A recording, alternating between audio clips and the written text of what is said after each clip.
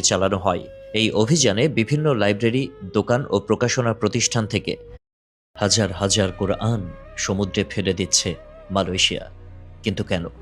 এর পেছনের কারণ জানলে আপনি নিশ্চিত চমকে উঠতে বাধ্য হবেন। পবিত্র কোরআনের বিশুদ্ধতা রক্ষা এবং অবমাননা রোধে এক নজিরবিহীন ও কঠোর পদক্ষেপ নিয়েছে মালয়েশিয়া সরকার। কোনো প্রকার ভুল বা অননুমোদিত নয় এমন কপিগুলো যাতে সাধারণ মানুষের হাতে না পৌঁছায় তা নিশ্চিত করতে প্রায় ৯,০০০ কোরআন কপি গভীর সমুদ্রে বিসর্জন দেওয়া হয়েছে।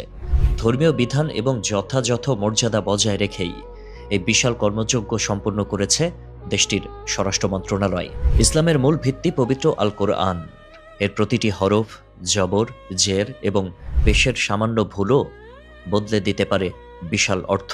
আর এই স্পর্শকাতর বিষয়টি মাথায় রেখে মালয়েশিয়া সরকার দেশজুড়ে এক বিশেষ অভিযান পরিচালনা করেছে।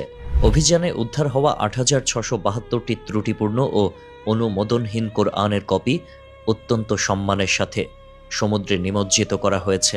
মালয়েশিয়ার স্বরাষ্ট্র মন্ত্রণালয় জানিয়েছে, চলতি বছরের জানুয়ারি থেকে মার্চ মাস পর্যন্ত দেশটির ১,৭৫৮টি স্থানে বিশেষ তল্লাশি চালানো হয়।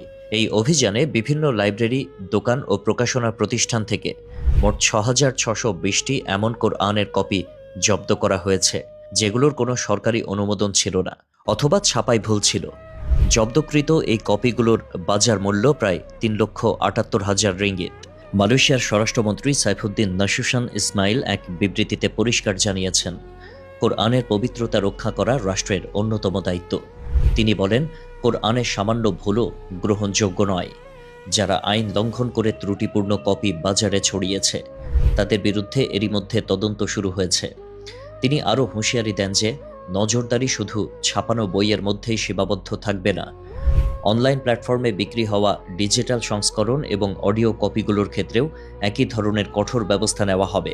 অনেকের From showcasing established technology